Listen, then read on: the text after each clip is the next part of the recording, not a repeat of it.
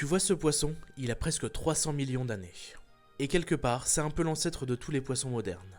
Voici Paleoniscum freieslebeni, un petit prédateur qui vivait à l'époque du Permien, bien avant les dinosaures. On le retrouve notamment à Autun, en France, un site mondialement connu pour la qualité de ses fossiles.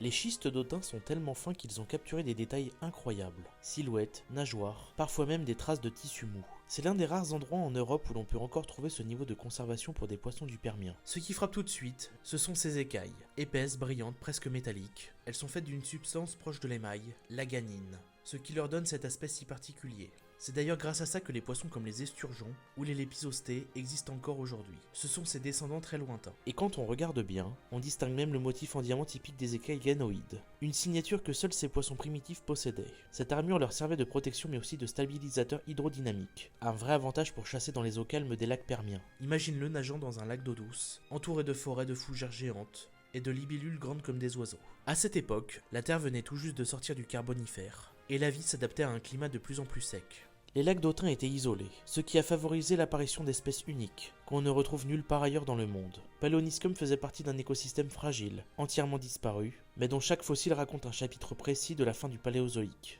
Alors oui, il a disparu depuis très longtemps, mais sans lui, on n'aurait probablement jamais eu de truite, de saumon, ni même de sushi.